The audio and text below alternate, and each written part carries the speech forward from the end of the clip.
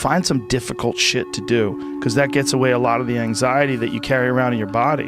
A lot of difficult things make regular life less difficult. And that sounds so simplistic, but particularly physically difficult things. Because when you do things that are physically difficult, the strain of making yourself do those things, it's very valuable. It's not just valuable like exercise and fitness and martial arts and running and whatever you're doing that's really difficult. It's not just valuable in terms of like health and the way you look, but it's also valuable for your mind, maybe even more so. Because regular life can be confusing, and little things that go wrong and little problems that arise are exacerbated by the fact that you're not accustomed to dealing with hardship. So creating your own bullshit, whether it's through fucking some brutal kettlebell exercise or running up hills or something, is extremely valuable for you also, not just accepting the nuanced perspectives of other people, but also being able to navigate through this world with some sort of an understanding of just how complex it all is and how weird it all is, and not be overly thrown off by every little dip in the road and pothole that you encounter. That's the real message. The real message is we all started from nowhere. I mean, we all had bullshit jobs. We all felt like losers. But through time and effort, you build a stronger human. You build a stronger body. You build a stronger mind. You build accomplishments and will and momentum. And then you look back and you go, hey man, I'm not washing tables anymore.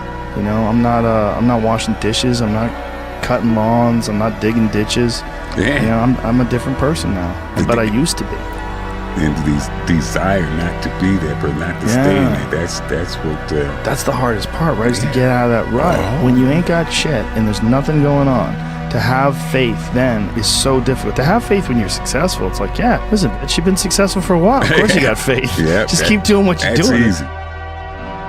It's like you already got up the hill. Now you're just coasting. You know, you're just rolling down the hill. Everything's great. The hard part is getting up that fucking hill.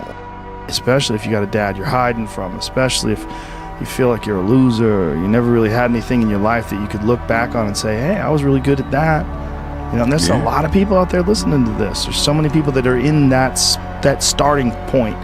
Like the people that come up to you and say, I don't know what to do. What should I do? How do I do it? Yeah. How do I get going? But you're going to have to figure it out, one foot in front of the other.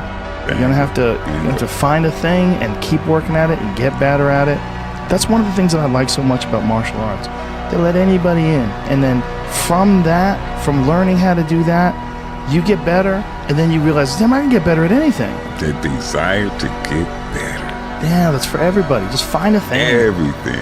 And if you find a thing, like particularly martial arts, because you get belts and ranks, and then you can see how you're doing with opponents. But if you could just find a thing and work hard at that thing, you'll realize through that thing that you can get good at anything with time and effort. Pick a thing. Pick a thing. Whatever the thing calls to you. Whatever calls to you. The desire to change those circumstances, whatever they might be. As long as you have to have that desire, the will to change those circumstances. Yeah. That's your start right there. But if you have the will, the desire to change it, there's your starting point.